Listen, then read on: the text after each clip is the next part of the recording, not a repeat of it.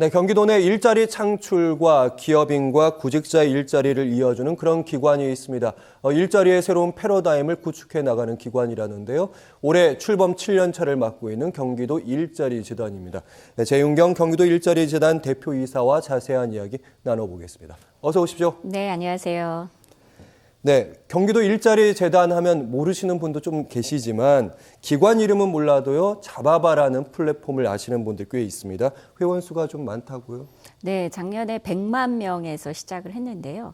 그러니까 4년간 누적 회원 가입 수가 이제 100만이었는데 작년 한 해만 60만이 추가되면서 지금 현재는 160만 명 정도의 회원을 보유하고 있습니다. 네, 일자리 플랫폼 잡아봐. 어떤 곳인지 사실은 인터넷 사이트에 들어가 보지 않은 분들도 계실 거기 때문에 그 부분에 대해서 설명을 좀 해주시죠. 뭐 일종의 그 공공의 일자리 정보들을 경기도민들에게 적극적으로 알려주는 그런 일자리 정보를 37만 건 정도 보유하고 있고요. 거기에서 출발을 했는데 현재는 그 취업 역량 강화 서비스를 이제 5단계에서 9단계, 뭐 예를 들면 이력서 클리닉을 해준다거나 AI 면접 서비스를 제공한다거나 그리고 심지어 작년에는 심리상담 서비스까지 확대하면서 9단계까지 저희가 취업 역량 강화 서비스를 제공하고 있고요. 그리고 작년에 하반기부터는 아예 플랫폼 안에서 구직자와 그리고 구인 기업 간에 직접 매칭을 연결해주는 구인 구직 매칭 서비스까지 확대 시행하고 있습니다. 네.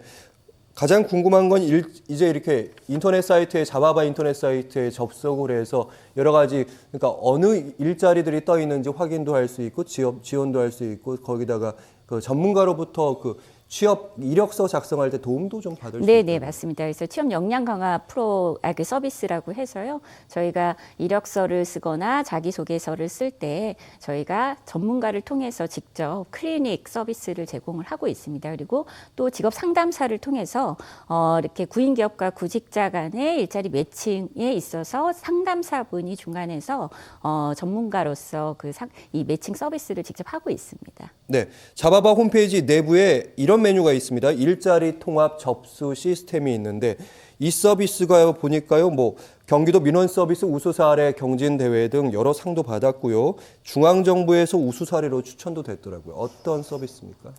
일단 그 경기도 내 그 31개 시군 내 일자리 관련돼서 접수를 이 잡아봐에서 대행해주는 그런 서비스입니다. 그래서 현재 22개 시군에 200개가 넘는 일자리 이 접수와 관련해서 저희가 대행을 하고 있고요. 61만 명의 그 도민들께서 이용을 하고 있습니다.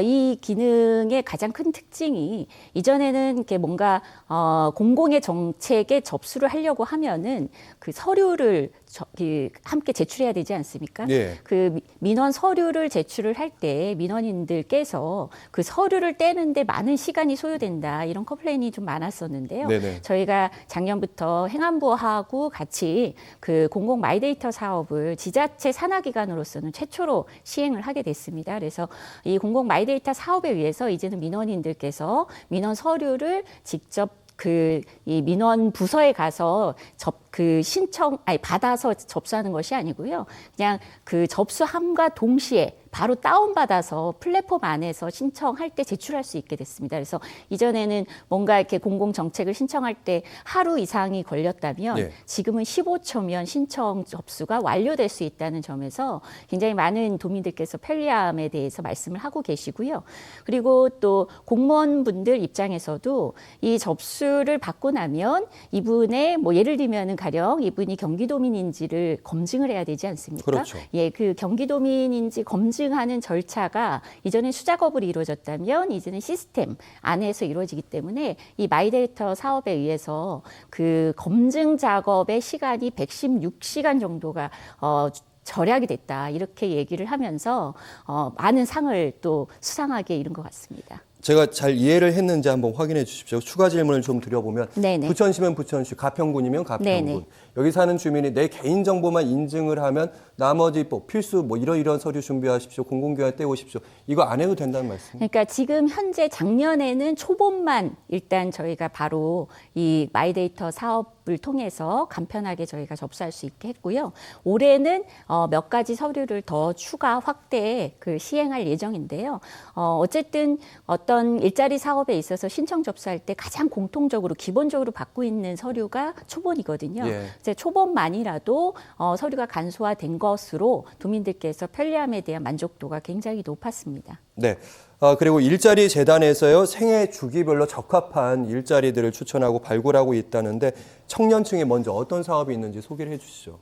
청년들에게는 저희가 일단 기본소득을 접수받아서 지원하는 것도 하고 있고요. 그리고 중소기업 노동자들에게는 일종의 급여 보충의 청년 노동자, 중소기업 노동자 지원 사업도 하고 있고, 그리고 복지 포인트를 제공해주는 사업을 또 같이 병행을 하고 있습니다. 그 외에도 면접을 볼 경우 과거에는 사실 기업들이 다 면접비를 주지 않았습니까? 예. 근데 요즘은 대기업은 주는데 중소기업은 형편이 넉넉하지 못하다 보니까 중소기업에서는 면접비 지급이 이루어지지 않는 경우가 많습니다. 이것을 저희가 청년들이 면접을 보고 나서 신청을 하면 면접비를 지급해 주는 사업도 하고 있고요. 그리고 또 직접 일자리 사업이라고 해서 인턴십 3개월을 하면 그 기업에서 정규직을 전환해 줄 것을 전제로 해서 저희가 구직, 구인 매칭 서비스를 해드리고 있습니다. 뭐 그 외에도 직무 역량 강화 프로그램 다양한 형태로 좀 진행을 하고 있고요.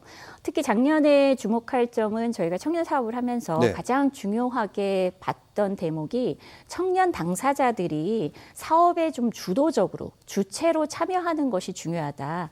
그래서 저희가 청년 사업과 관련해서는 다양한 형태의 청년들의 참여를 만들었습니다. 그래서 청년 일자리 협업단을 구성을 해서 홍보부터 그리고 커뮤니티 그리고 또 이후에 청년 참여를 독려하는 것까지 청년들이 직접 참여할 수 있는 통로를 열어서 직접 저희가 협업단 운영을 시행을 했는데요. 그 결과 많은 청년들께서 직접 우리가 정책에 참여를 하니 네.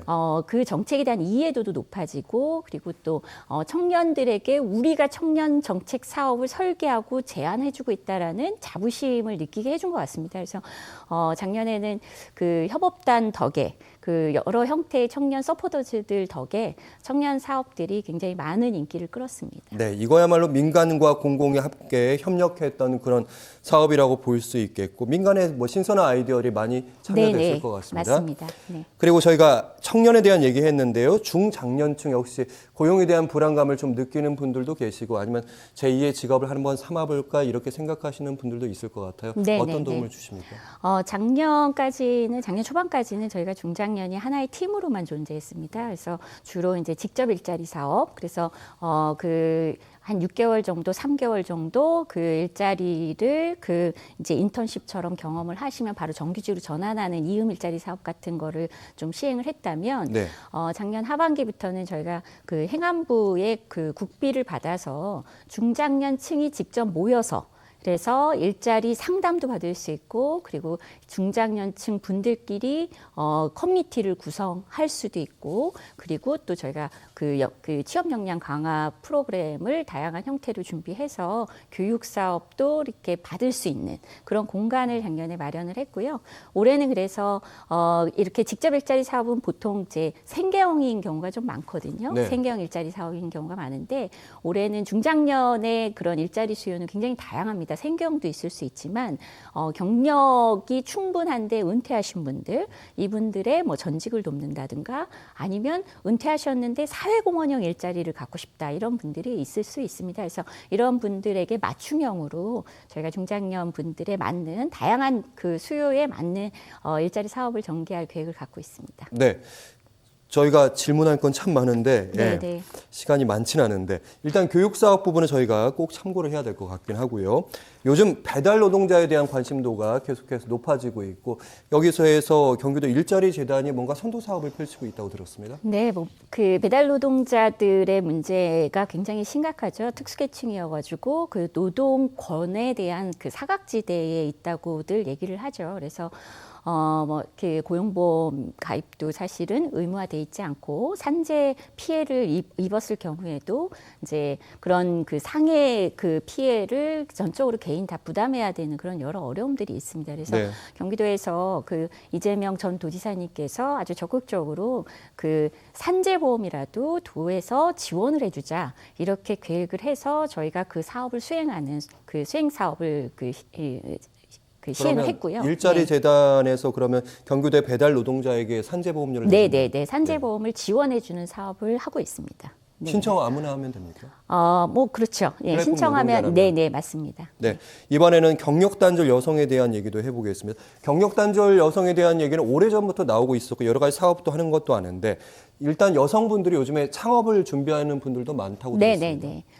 거기에 대한 어떤 도움을 주고 계십니까? 지금 경력 단절 여성분들에게는 저희가 뭐 그 재취업을 할 수 있는 경력을 다시 살릴 수 있는 교육, 그 취업 그 관련된 교육 프로그램도 하고 있고 또 네. 일자리 그를 매칭해주는 그 일자리 상담도 하지만 특히 저희 그 여성 능력 그 개발본부에서 그 두드러지게 성과를 보이고 있는 부분이 경력 단절 여성들의 그 창업 부분입니다. 네. 그래서 저희가 1인 창조 기업부터 시작해서 7년 미만의 창업 기업들을 다양한 형태로 지원을 해주고 있습니다. 그래서 보육센터라는 그 형태로 아예 직접 사무실을 그 임대 지원을 하기도 하고요. 그리고 창업 자체를 할 수 있는 다양한 형태의 또 창업 교육까지도 저희가 지원을 하고 있는데 이렇게 지원을 받은 우리 그 여성 창업 기업들의 제가 재단에 와서 참 놀랬던 게 그겁니다. 보통 이제 창업 기업들 전국 평균의 5년 생존율이 30%가 안 되거든요.